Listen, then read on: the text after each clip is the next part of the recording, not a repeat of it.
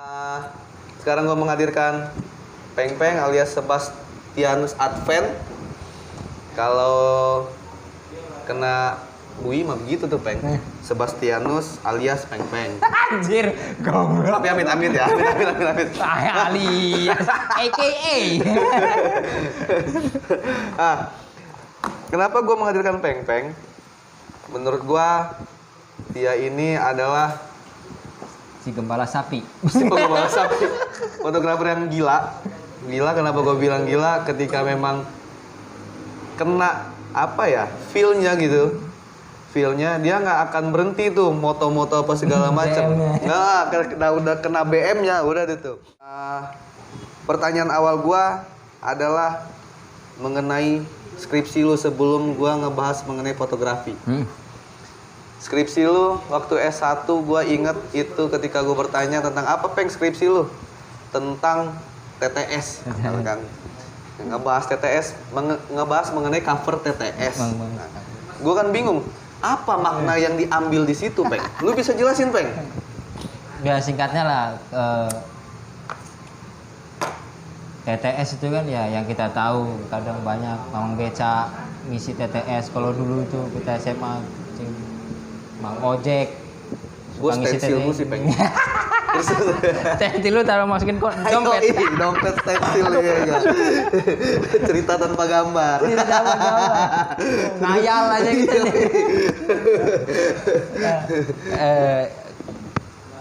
TTS itu kan berkaitan dengan asa otak lah ya. Gitu. Tapi yang gue pertanyakan di skripsi gue, yang gue permasalahkan adalah kenapa covernya tuh melulu tentang perempuan gitu. Perempuan seksi dihadirkan di cover TTS terus tapi nggak ada korelasinya atau nggak ada nyambungnya itu sama asah otak gitu. Kenapa covernya sih perempuan? Nah itu pertanyaan awal di skripsi gua. Gitu. Terus ya sebenarnya singkatnya banyak sih sebenarnya yang bisa gua bahas di situ tentang feminisme, tentang patriarki, budaya patriarki, tentang gender, tentang perempuan itu lebih derajatnya lebih di bawah laki-laki. Ya, banyak hal lah. Itu memang sejak dari zaman sebelum Masehi itu seperti itu. Kayak gitu. Nah, sekarang yang gue pertanyakan adalah kenapa covernya itu perempuan gitu. Ya kesimpulan sederhananya tuh penerbit TTS itu lebih apa ya, penerbit TTS menggunakan cover perempuan itu untuk daya tarik. Tapi pernah nggak sih lo menanyakan kepada modelnya tersebut karena kan ya seseorang diambil gambarnya berarti dia berhak dong menerima menerima fee dari royalti tersebut. Pernah nggak sih lo? Sampai sekarang gue juga belum nggak tahu siapa sih model itu sebenarnya, dan banyaknya kebanyakan dari TTS itu perempuan bule, perempuan luar negeri gitu kan. Tapi ada juga Peng yang Indonesia Peng. Ya ada tapi beberapa dari luar negeri gitu. Tapi pengamatan gue dan hasil wawancara sama penerbit juga sebenarnya itu kolase dari majalah dewasa itu di scan terus kemudian dijadiin sampulnya dia gitu. Jadi gitu. udah potong tempel aja gitu. Sampai sekarang penerbit TTS tersebut masih ada? Masih ada. Tapi dan orang yang bikin TTS tersebut sampai sekarang masih ada? Masih ada. Masih banyak. Masih beredar berarti ya? Masih beredar. Cuman kan kalau dulu kan di Serang gue inget tuh zaman gue SMA ada Bakupatan tuh. Ciceri itu kan, Ciceri. Sekarang jadi Carrefour. Nah, sekarang gue ngebahas mengenai fotografi nih, Peng. Yang kata lo adalah fotografer adalah orangnya, fotografi adalah ilmunya, profesinya. Apa sih? Ilmunya. Oh, fotografi itu adalah ilmu. Ilmunya. Oh, oke. Nah, sejak kapan lu Peng hobi atau menggeluti fotografi ini? Karena kalau sepenglihatan gua tidak ada korelasinya antara S1 lu ilmu komunikasi dengan hobi lu fotografi gitu Peng? Relasinya gua mulai itu dari tahun 2007 gua masih pakai film, belajar pakai film sampai 2010 itu gua udah mampu beli digital gitu, walaupun terus second, tapi gua masih belajar tentang itu, dan kuliah gue juga di komunikasi. Dan sebenarnya komunikasi dan fotografi itu kaitannya erat banget, dekat banget. Ya. Karena medium apapun selain fotografi, termasuk seni apapun gitu, erat kaitannya dengan komunikasi. Bagaimana seorang kreator, bagaimana seorang seniman, bagaimana seorang pembuat karya itu mengkomunikasikan apa yang mau dia sampaikan ke halayak, ke orang-orang. Fotografi itu cuma sebagian kecil, medium aja sebenarnya fotografi. Ada seni lukis, ada seni patung, ada seni keramik, ada street art, ada macam-macam. Tapi itu masuk komunikasi juga? Komunikasi, semua perihal komunikasi, Maksudnya apa sih nyambungnya dalam perihal komunikasi tersebut? Gue sama lu lagi komunikasi nih kan? Iya betul. Lagi komunikasi. Ya wajar, karena kan kita sama makhluk hidup. Ya, manusia gitu kan? Di komunikasi ada namanya jenis komunikasi verbal dan non verbal gitu. Ya, fotografi itu termasuk non verbal gitu. Jenis komunikasi non verbal, bagaimana orang yang tidak bisa berbicara gitu, kita bisa tahu apa maksud dia itu dengan banyak cara gitu, dengan fotografi, dengan. Tapi bisa nggak sih kadang dari hasil potret tersebut, orang bisa berpendapat lain mengenai hasil karya seorang fotografer tersebut? Sangat bisa. Sangat bisa. Dan itu yang membuat karya itu atau foto itu semakin kaya dalam arti kaya makna gitu. Si fotografer motret momen A, dia mau ngomongin tentang keadaan sekitar sini gitu. tentang pengemis, tentang anak jalanan, tapi ketika lu yang ngeliat itu, wah ini cuman gembel, ini keadaan, atau lebih hebatnya lagi, lu bisa mikir, wah sebenarnya daerah ini, pemerintah daerah nggak peduli sama. Bener Peng, sama nah kayak gitu, masih banyak. Ya paham Peng, karena kayak gue kan awam mengenai fotografi gitu kan Peng. Terus ada foto yang menarik buat gue di Instagram lu. Gue menilai ini hanya mencontoh di salah satu iklan rokok. Kita nggak usah sebut brandnya. Yang foto lu ada yang mata pindah ke jidat gitu kan, ada yang telinga pindah ke mata. Nah, itu menurut gua itu adalah ini karena gua awam gitu, ini mah hanya menjiplak saja. Nah, kalau lu seorang fotografer, seperti apa lu maknai karya lu tersebut? Ada kan di Instagram lu itu kan? Gimana tuh? Kalau di keilmuan atau bidang seni ada namanya dekonstruksi. Dekonstruksi itu merubah bentuk aslinya, tapi menimbulkan makna baru. Dekonstruksi bentuk. Nah, gue melakukan itu.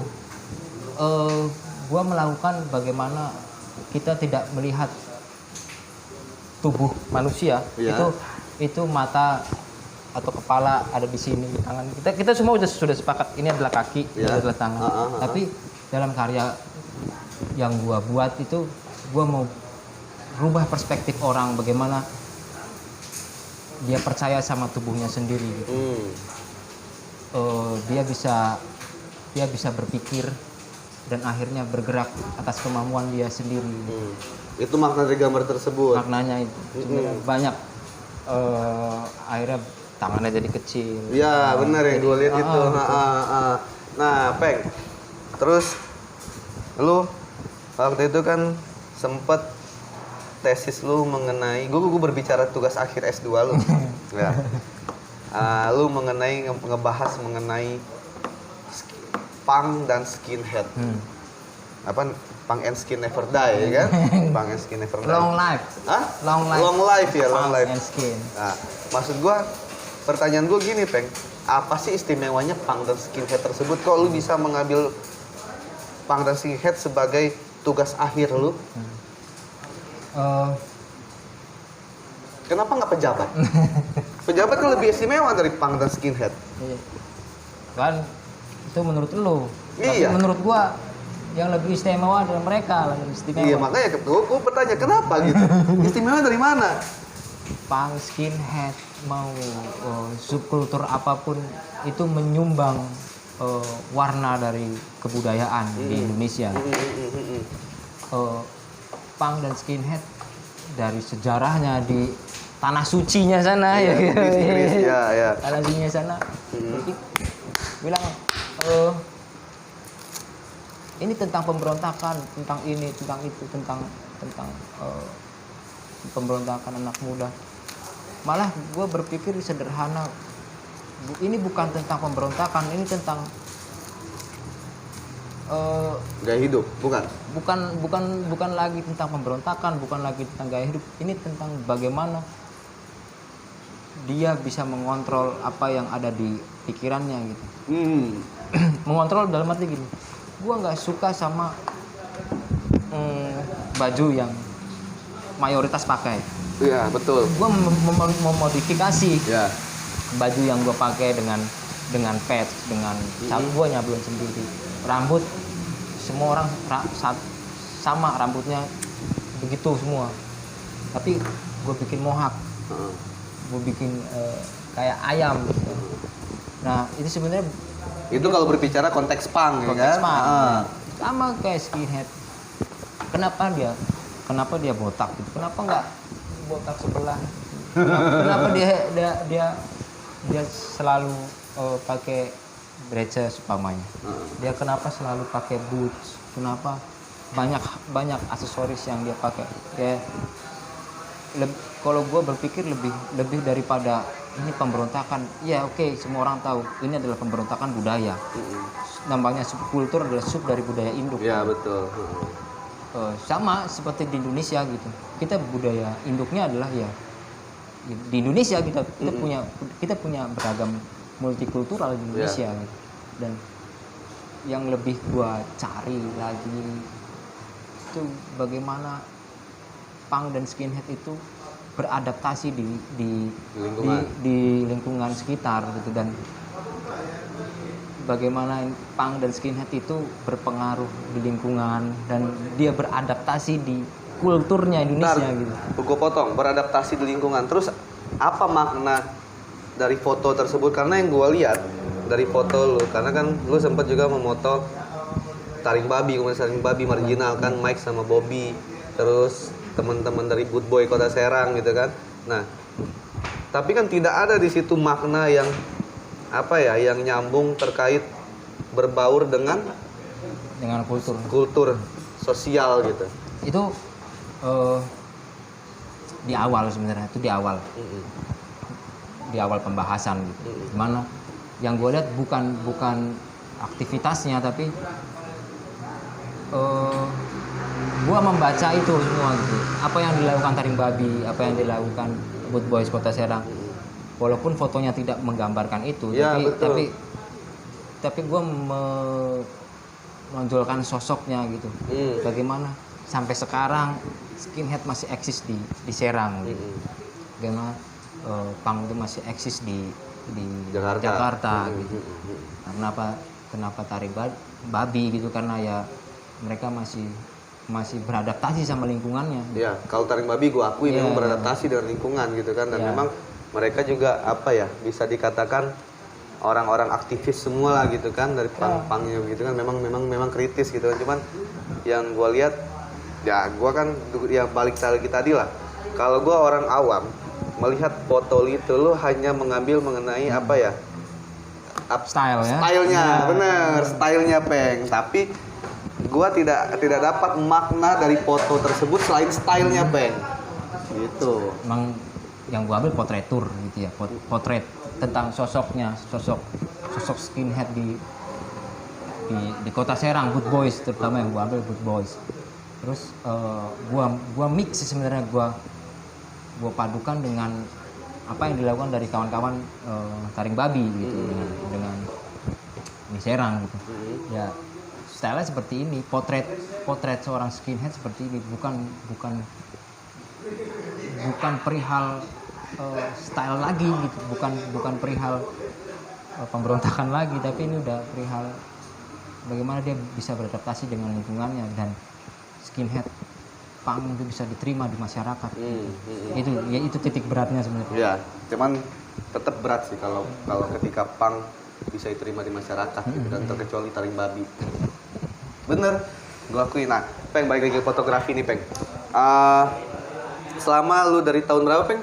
2007 sampai sekarang, ada nggak sih karya lu yang menurut lu susah, yang susah dapetnya, dan menurut lu itu berharga buat lu, saking susah itu karya lu dapetnya?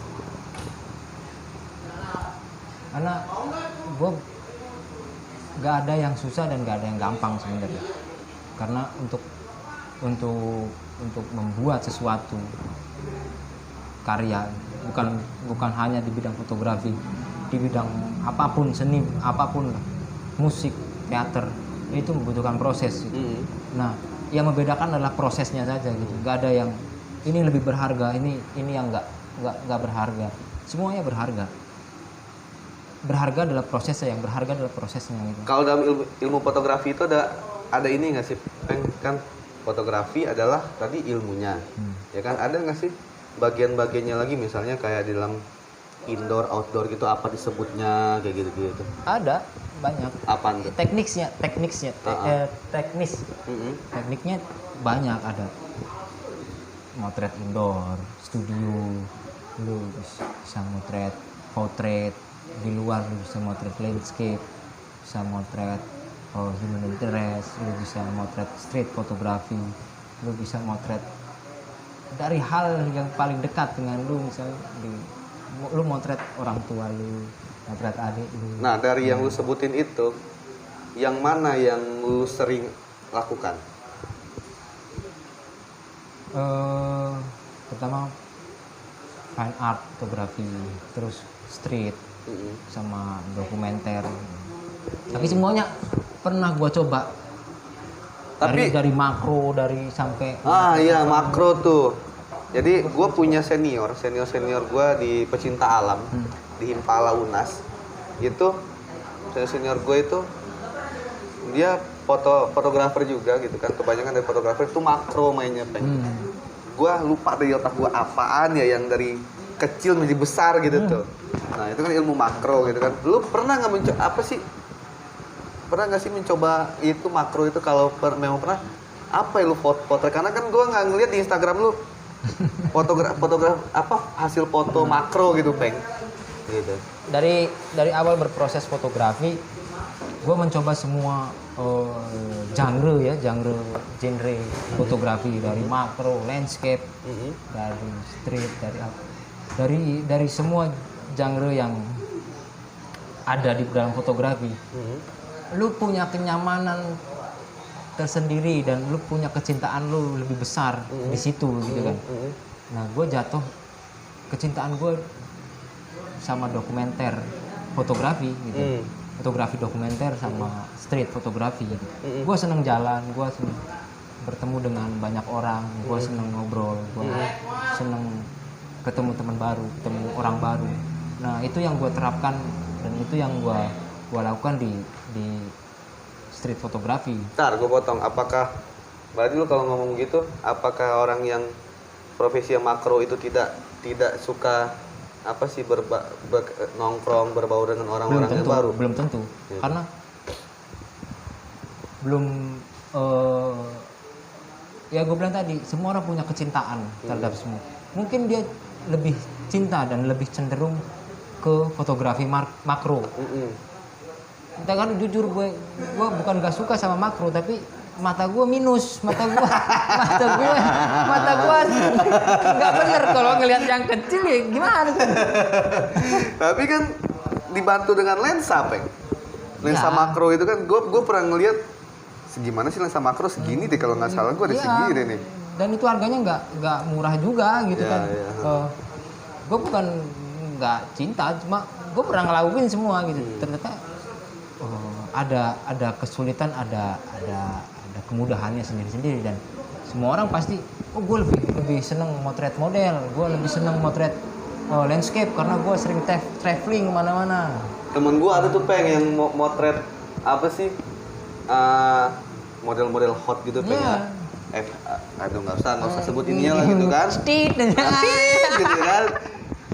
Dan gue diliatin tuh, wah kata gue keren juga nih, menang banyak nih, mamang fotonya kan gitu, Peng. Yoi. Lu ada. Nah, lu pernah gak tuh, Peng, lu foto begitu? Lu pernah, gue pernah melakukan semuanya. Gue pernah nyoba motret model. Heeh. Gue nggak merasakan feel gue berkarya secara penuh di gue gitu ya. Iya, karena gue tahu sih ketika lo udah dapet feel-nya, contoh lu pas waktu motret gue pas waktu pre-wedding gue tuh kan, ketika di venue-nya pantai, lu nggak dapet nih, gitu kan. Tapi kalau pas temanya klasik, lu udah klik, wah udah deh tuh. Iya, sikat habis. Iya. Gue paham lu, Peng, gue paham lu gitu kan, lu mengenai fotografer lu. Contoh adik gue juga gitu kan, lu memang udah kena nggak sih waktu itu feel-nya? Kena. Dapet ya? Maksud gue ini bukan perihal tentang foto. Foto kita nggak bicara genre apapun, tapi kita bicara tentang bagaimana kita motret, bagaimana kita memperlakukan apa yang kita potret. Itu sebenarnya yang lebih diperhatikan lah, istilahnya dalam tanda kutip diperhatikan, tidak mengeksploitasi, tidak sembarangan gitu. Sama misalnya di fotografi outdoor atau landscape ya. Ntar, Peng, kalau berbicara eksploitasi, apakah lu ketika memotret anak jalanan lagi tidur, itu bukan eksploitasi, Peng? Coba gue tanya, ini berbicara eksploitasi nih, Peng. Ini banyak yang tanya ke gua di hal ini. Eksploitasi. Eksploitasi anak gitu. Sekarang dari sisi mana gua mengeksploitasi gitu. Kalau dari sisi mana? Gua nggak. Lu tidak menjual karya lu ya gitu. Gua tidak menjual. Gua hanya menyimpan. Dalam arti menyimpan tuh, gua merekam keadaan. Gua merekam apa ya? Keadaan yang sebenarnya sebenarnya. Ada yang salah nih, kenapa ada anak kecil tidur di sini gitu. Ada yang salah. Gue tidak mempertontonkan ini ke apa namanya? Untuk pameran gitu. Ke pameran. Kalau untuk pameran berarti lu ketika karya lu menang atau terus kan dapat award lu kan, award kan, itu kan berarti kan bisa dikategorikan eksploitasi lah gitu kan. Banyak. Sebenarnya tipis gitu ya. Kalau kita bicara eksploitasi, Iya, lebih tipis. jurnalisme itu sebenarnya eksploitasi apa enggak gitu kan. Misalnya di waktu itu ada seminar fotografi perihal jurnalisme gitu. Ada cerita ini, ada satu kasus ada film Bang Bang Club dari seorang fotografer perang waktu itu. Dia motret burung gagak, kalau nggak salah burung gagak, dan di sebelah burung gagak itu ada anak kecil kelaparan, kurus kering ya, kelaparan. Fotografer itu motret momen itu terekam oleh dia. Akhirnya dia masukin karya itu ke sebuah media, dan ternyata foto itu, karya itu menang di penghargaan Pulitzer. Pulitzer itu penghargaan fotografi terbaik dunia. Setelah itu banyak yang wawancarain dia dan akhirnya dia merasa tertekan gitu. Terkait eksploitasi tersebut. Lu kenapa nggak nolongin bocah itu? Lu kenapa nggak burung gagaknya diusir? Banyak loh pertanyaan-pertanyaan dari pas konferensi pers. Nah, akhirnya dia merasa depresi terhadap itu. Akhirnya dia bunuh diri. Gitu. Oh gitu, bunuh diri? Bunuh diri. Perihal itu gitu. Nah sebenarnya tipis banget. Tipis banget ya di fotografi itu. Ini mengeksploitasi, membantu atau mempublikasikan. Jadi tergantung si yang penikmat foto tersebut memaknai gitu ya, apakah ini masuk eksploitasi atau tidak gitu ya kan. Iya, ngerti Peng. Nah, tanya nih Peng, menurut lu lebih susah mana sih Peng? Pakai kamera apa sih yang zaman dulu itu tuh, yang pakai Kodak ya? Analog ya. Analog apa yang sekarang? Kalau kemudahan teknologi ya jelas